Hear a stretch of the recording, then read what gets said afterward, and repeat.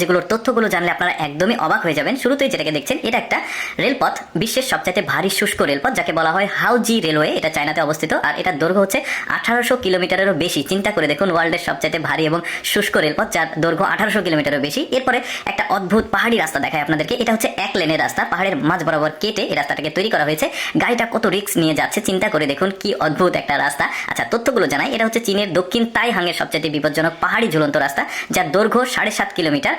দেখুন, একমুখী রাস্তা, অর্থাৎ একটা গাড়ি যাবে, পাস করার পর তারপর আরেকটা গাড়ি আসতে পারবে। মানে কি অদ্ভুত ব্যাপার। একটা অদ্ভুত জায়গা দেখায় আপনাদেরকে। দেখুন, সকল বাড়িগুলো একই ডিজাইনের, একই কালারের, সামনে আবার ফাঁকা জায়গা আছে। এটা হচ্ছে একটা পুনর্বাসন কেন্দ্র। এখানকার প্রায় 80% বাড়িতে মানে একদমই ফাঁকা, মানে কেউ থাকে না। মানে সরকার এখানে পুনর্বাসন কেন্দ্র করেছিল, মানে পুনর্বাসন কেন্দ্র ঠিক না, মানে ছিন্নমূল মানুষের থাকার জন্য। পরবর্তীতে পারমিশন তুলে নেওয়া হয়, এরপরে সব ভুতুড়ে অবস্থায় পড়ে আছে, মানে কেউ থাকে না।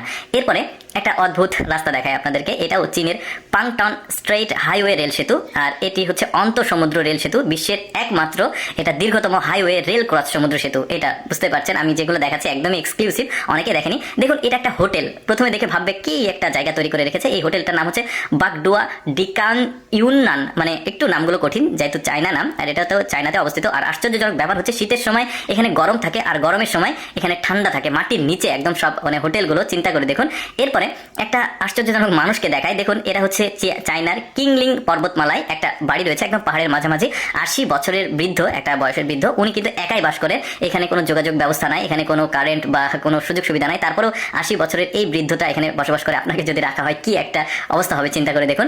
এরপরে আরেকটা অদ্ভুত শহর দেখায়। চিন্তা করে দেখুন, এটা একটা প্রাচীন শহর, পাহাড়ের নিচে নিচে, মাটির নিচে নিচে এটা অবস্থিত জায়গাগুলো। এটা হচ্ছে কেনান শহর। একসময় সেখানে শানশির স্থানীয় সম্রাট ইয়ান জিশান অবস্থান করত, আর তার সকল রাজ্য এখানে ছিল। তো এখন আর কেউ বসবাস করে না, এটা জাস্ট টুরিস্টদের জন্য উন্মুক্ত করে দেওয়া হয়েছে দেখার জন্য। একদমই পাহাড়ের নিচে নিচে, চিন্তা করে দেখুন একবার, মানে পাহাড়ের নিচে নিচে বিল্ডিং গুলো চলে গেছে, কি একটা অবস্থা। সবচাইতে অদ্ভুত ব্যাপার এবার আবার আমি আপনাদেরকে জানাবো। এটা হচ্ছে একটা দোকান। চিন্তা করে দেখুন, পাহাড়ের একদমই এখানে একটা দোকান করেছে। অনেকে আশ্চর্য হয়ে যাবে ব্যাপারটা। এক গ্লাস পানি আনতে হলেও আপনাকে এখানে পাহাড় বেয়ে বেয়ে যেতে হবে। কি অদ্ভুত চিন্তা ভাবনা মানুষের।